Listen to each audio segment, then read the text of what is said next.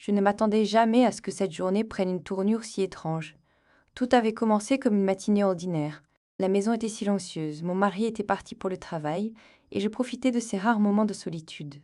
Je me préparais à faire le ménage, et surtout, je voulais régler quelques petites choses dans la salle de bain qui me dérangeaient depuis des semaines. La robinetterie fuyait légèrement, et je me suis dit qu'il était temps d'appeler un professionnel. Lorsque mon beau-père est arrivé, je ne pensais qu'à l'aspect pratique de la visite. C'était un homme d'apparence tranquille, réservé, presque austère à certains moments. Mais ce que j'ai vu en entrant dans la salle de bain a littéralement arrêté mon souffle. Il était là, seul, absorbé dans un geste que je n'aurais jamais imaginé voir chez lui.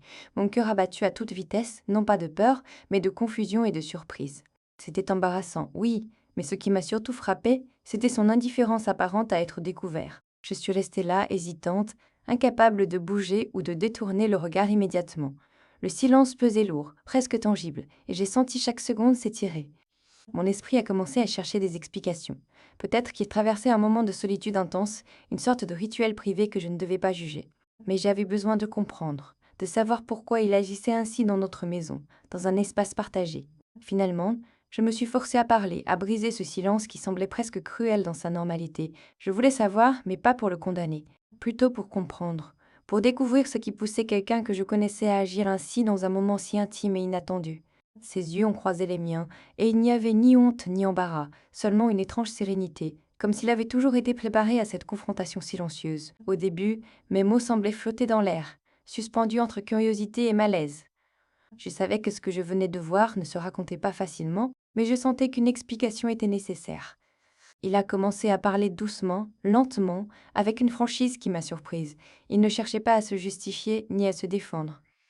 Il expliquait simplement des gestes et des habitudes, des moments de réflexion personnelle qu'il choisissait de garder pour lui, mais qui, parfois, échappaient à sa discrétion. Je l'écoutais, fasciné malgré moi. Il y avait quelque chose dans son honnêteté qui rendait la scène moins choquante et plus humaine. Je n'avais jamais envisagé de voir un homme que je connaissais sous cet angle si vulnérable, et en même temps si détendu dans sa routine privée. Petit à petit, l'embarras s'est transformé en une sorte de curiosité empathique. Je voulais savoir comment une personne pouvait trouver un équilibre entre ses moments solitaires et le reste de sa vie. Comment il naviguait entre le privé et le visible, le connu et l'inattendu. Je me suis assise sur le rebord de la baignoire, mes pensées tourbillonnant. Il parlait et je comprenais, même si certaines images refusaient de disparaître. Et je me suis rendu compte que cette rencontre inattendue, gênante au premier abord, était en réalité un pont vers quelque chose de plus profond, une compréhension nouvelle de ses habitudes, de ses silences, et peut-être même de la façon dont nous pouvions partager nos espaces personnels avec respect et curiosité.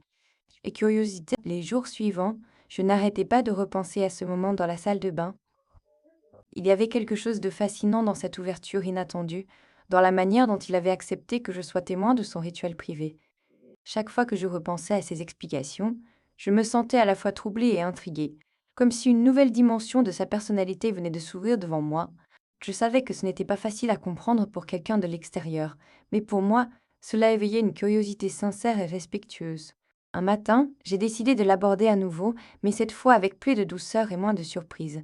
Je voulais comprendre les raisons profondes, pas seulement le geste. Je me suis assise avec lui dans le salon, et nous avons commencé à parler de routine, de moments de solitude et de la façon dont chacun de nous avait besoin d'espace personnel pour réfléchir.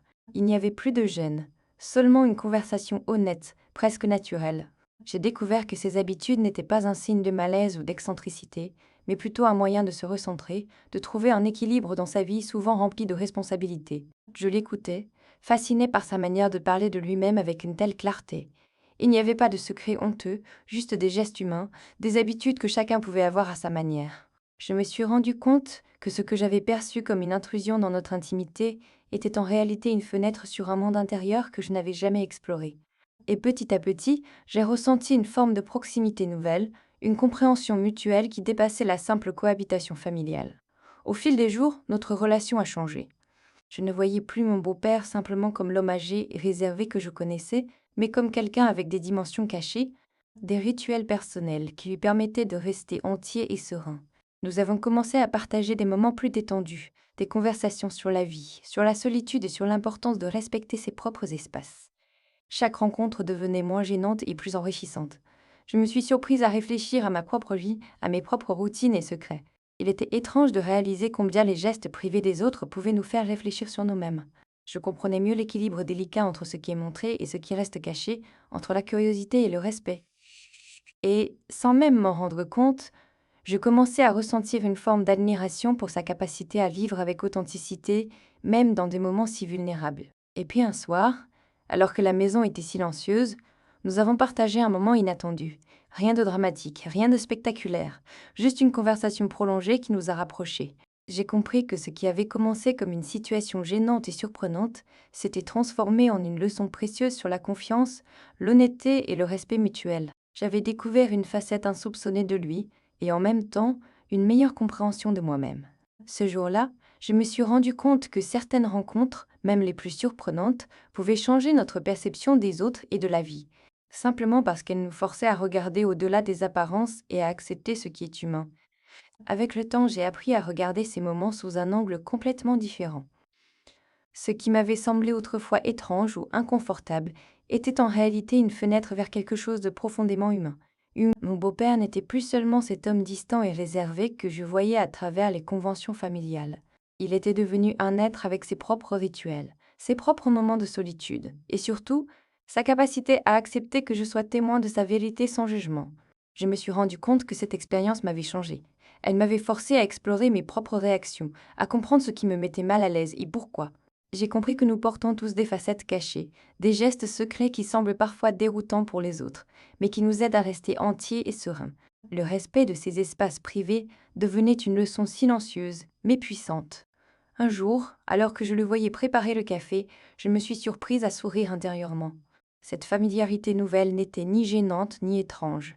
Elle était simplement là, comme une nouvelle harmonie dans notre relation. Nous pouvions désormais partager des conversations profondes, parler de nos routines, de nos solitudes respectives, et même rire de moments passés qui, auparavant, auraient été source de malaise. La curiosité avait laissé place à la compréhension, l'embarras à l'empathie. Je compris enfin que le véritable lien ne se construisait pas sur ce que nous voyons en surface, mais sur la capacité à accepter l'autre dans ses zones d'ombre et de lumière. Et dans cette maison silencieuse, où chaque geste pouvait être observé ou compris différemment, j'avais trouvé un équilibre. Je voyais mon beau-père comme un miroir de ma propre humanité, avec ses rituels et ses moments de retrait, mais aussi sa capacité à être honnête et ouvert lorsque c'était nécessaire. Et puis, un soir, alors que le soleil déclinait derrière les volets, nous avons partagé un moment de silence prolongé, assis côte à côte dans le salon. Aucun mot n'était nécessaire. Après si que les cesse, aucun mot c'est beau partagé, si haut à l'achu du lestion, au trouva alors que le secours. Dont le secours à l'achu, il y avait seulement la reconnaissance de ce que nous avions traversé ensemble, l'acceptation tacite des zones intimes de chacun, et la certitude que même les situations les plus surprenantes peuvent devenir des ponts vers la compréhension. Ce jour-là, j'ai compris que certaines rencontres, même déroutantes au premier abord, peuvent changer notre regard sur les autres et sur nous-mêmes. Et cette réalisation, plus que tout, m'a donné un sentiment de paix et d'harmonie que je n'avais jamais connu auparavant. Regarder la vie avec cet œil, accepter les autres tels qu'ils sont dans leurs moments les plus vulnérables, était devenu une leçon précieuse, une leçon que je n'oublierai jamais. Et en silence, je me suis promis de continuer à observer, à comprendre et à accepter, car c'est dans ces espaces cachés que la véritable humanité se révèle subtile et inoubliable.